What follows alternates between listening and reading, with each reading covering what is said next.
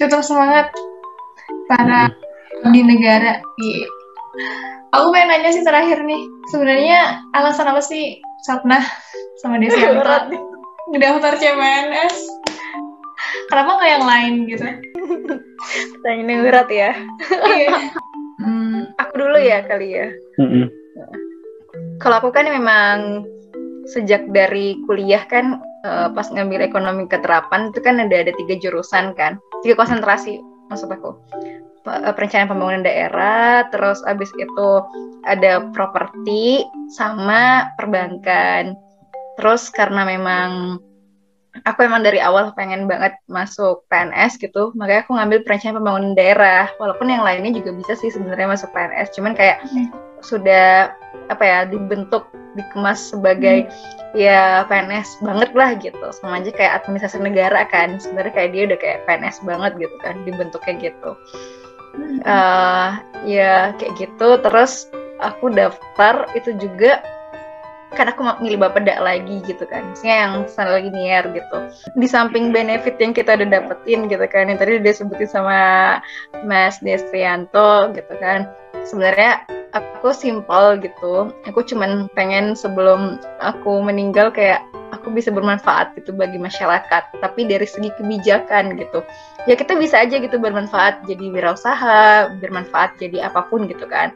Cuman kan di dalam suatu negara yang mengendalikan itu kan, maksudnya bukan mengendalikan sih, lebih tepatnya mengatur itu kan pemerintah dari segi kebijakan. Jadi kayak kita bisa bermanfaat bagi banyak orang dari segi kebijakan yang akhirnya kebijakan itu bisa mensejahterakan banyak orang gitu. Ya aku juga masih receh guys, jadi aku juga masih belajar gitu kan, soalnya memang berat juga kan bagi perencana ya gitu. Kalau seandainya memang rencana kita gagal kan agak sedih gitu kan, kayak yang aduh gimana gitu. Iya, intinya tadi sih aku pengen bermanfaat dari segi kebijakan gitu, karena kan ketika kita mahasiswa gitu kita sering banget menyalahkan yang pemerintah gimana sih gitu kan. Nah, aku pengen tahu gitu, langsung terjun seperti apa sih sebenarnya pemerintah gitu, apakah yang kita pikirkan waktu kuliah itu seperti itu atau gimana gitu. Kalaupun memang pasti kan suatu sistem ada baik buruknya ya, namanya juga manusia gitu kan, nggak mungkin yang 100% jadi bagus gitu kan ya. Pada akhirnya kan manusianya bisa berikhtiar, jadi ya menurutku pemerintah kita juga pada akhirnya juga berikhtiar juga gitu untuk bangun Indonesia gitu. Jadi ya aku pengen kayak gitu Kak, bermanfaat tapi dari segi kebijakan gitu. Semoga memang bisa bermanfaat. Amin. Amin, amin, amin. Luar biasa, Masya Allah. Ya, intinya seperti itu ya. Mungkin juga teman-teman yang lain sebelum daftar CPNS punya kayak semacam alasan terpendam kayak gitu. Bisa jadi misal Sapna pengen nih, dia penasaran kan sama pemerintahan, gimana perencanaannya ke depan kayak gitu. Bisa aja masuk di situ. Atau juga ada yang emang bener pengen kontribusi langsung kayak gitu kan, juga ada. Ada juga ya pengen jadi menantu idaman mungkin. Enggak. Bercanda. Itu bonus kayaknya. Itu bonus. Itu kayak tagline untuk ini deh, CPNS, DKI. Di berita-berita kan kayak gitu. Iya. Daripada semakin receh ya, langsung aja deh Desianto tadi udah sempat nyampein. Mungkin intinya aja langsung lah, kenapa memilih jadi CPNS. Ada, kalau kepentingan pribadi sih ada 2. Yang pertama pengembangan karir, karena kalau di kita semoga aja kan ke depannya kita bisa mengembangkan karir kita, entah itu nanti kita pendidikan lagi kemudian dipromosikan dan lain sebagainya. Nah yang kedua kesejahteraan di hari tua, karena memang kan semoga aja kita panjang umur sampai nanti pensiun kita masih dapat pensiunan. Kalau dari kepentingan sosial udah sekolah jauh-jauh kemana ke itu, kayak ini pembuktian kita jadi PNS itu kayak pembuktian kita di kehidupan sosial, dalam artian kita harus berkontribusi selama kita belajar. Mungkin ada yang sampai keluar kota, luar negeri dan sebagainya, kita kerja di sana di sini, kita membuktikan di lingkungan masyarakat bahwa kembali lagi karena kita mungkin di pegawai negeri kan terlibat dalam kebijakan. Nah, kita harus memposisikan dalam artian masyarakat dan sebagai pegawai negeri juga. Jadi yang penting kita harus berkontribusi sih, kalau saya berkontribusi dalam pembangunan masyarakat. Dan mungkin harus digaris bawahi juga sih Kak Desri, kan banyak orang bilang kayak PNS tergabut atau gimana gitu. Coba deh masuk Pemprov Jabar yuk sini. Ayo. Tahu. Biar ternyata tuh nggak segabut itu gitu. Maksudnya benar-benar kerja. Bahkan kalau kayak aku kan di perencanaan dokumen gitu kan. Itu tuh ya karena kita buat sampai 5 tahun gitu kan, atau 20 tahun, atau RKPD yang setahun gitu.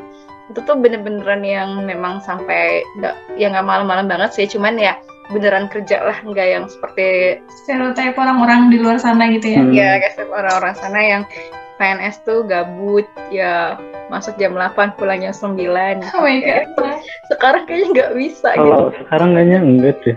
Kalau untuk di kita itu kayak eranya kita, maksudnya era yang sekarang kita generasi muda, malah kayak untuk di IT aja banyak sekali target nih, dalam artian apalagi di era digital sekarang ini, era pandemi kan apa-apa cenderungnya ke IT. Nah, untuk saya yang di Diskominfo ini juga banyak banget kerjaan, malah kalau dibilang gabut jam 9 wah malah sampai malam-malam kadang juga masih ngerjain garapan istilahnya.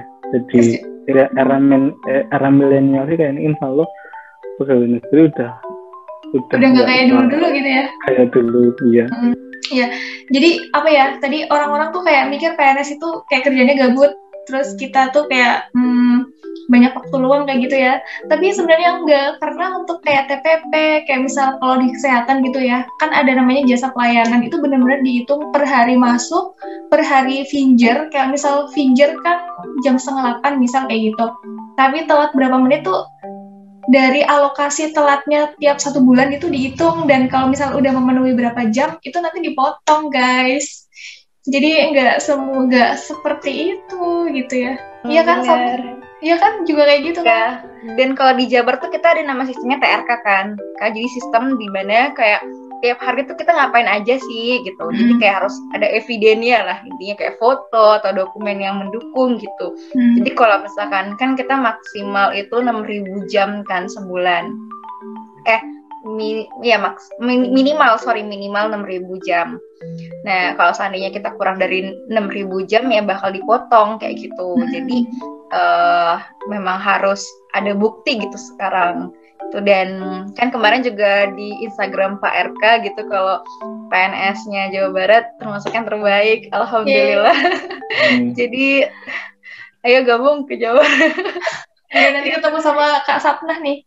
Kalau seandainya kita tadi jam kerjanya kurang gitu, itu biasanya dipotong. Sama kalau terlambat juga dipotong gitu. Untuk sama kalau di Cilacap itu juga ada SKP apa ya, Cis?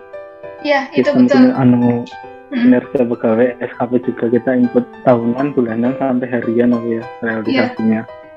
Jadi kayak misal job desk kita, misal dalam 1 tahun nih kita ngelakuin apa, berapa kali, tercapainya berapa, kayak gitu, itu juga masuk sih dalam penilaian. Iya, jadi kalau di Jabar juga sama, kita kan input harian tuh, nanti ada option juga gitu, apakah ini juga berhubungan dengan yang target tahunan kita gitu. Jadi kalau aku pribadi tuh setahun harus input 12 dokumen kayak gitu. Nah, nanti dari 12 dokumen itu, nah nanti mana nih yang hariannya itu yang memang dia itu include gitu sama si target tahunan aku gitu. Jadi kan sebulan 1 ya, kayak gitu. Ternyata tidak sesimpel itu, ya kan? Kalau di Desianto gimana, Des? Hampir sama sih. Kita memang istilahnya nggak bisa santai-santai leha-leha. Oke. Jadi sedikit sharing aja ya. Misal di tempat kerjaku itu, kalau misal emang dia rajin atau yang pegawai teladan kayak gitu, itu ada rewardnya juga loh. Jadi kayak, juga ada. Iya kan? Juga ada. Jadi kayak selain kita emang bener-bener kerja, kalau kerja kita emang bagus, itu juga bakal ada apresiasinya gitu loh. Ya kalau di Jabar juga sama kan, kita juga ada rewardnya gitu bagi yang memang kan karena kita input eviden kita tiap bulan gitu, di TRK. Jadi nanti tuh kita juga bisa ini kayak menginput dokumen kita tuh membuat terobosan apa kayak gitu. Nah nanti kan ada seleksinya tuh sampai tahap ya sampai wawancara juga gitu. Nah nanti kalau misalkan dia memang yang terbaik itu diundang juga sama Pak RK gitu ke Gunung Sate, terus dapat uang juga. Nah uangnya lumayan banget gitu. Jadi ya kita di sini juga dipacu untuk saling berlomba gitu. Untuk menjadi yang terbaik gitu. Wah, Masya Allah. Jadi kita tuh kayak image bahwa PNS tuh seperti itu kayak kurang bener ya. Kita kasih yang terbaik aja selama kita dapat kesempatan sebagai abdi negara kayak gitu.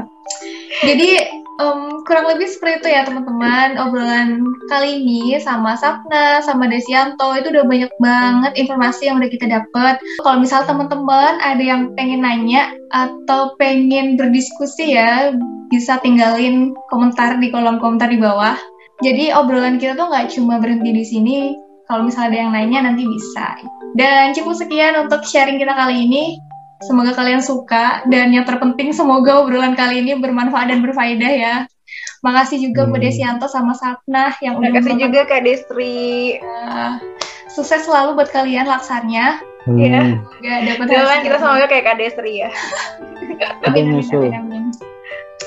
Oke, cukup sekian. Terima kasih. Dadah. Assalamualaikum.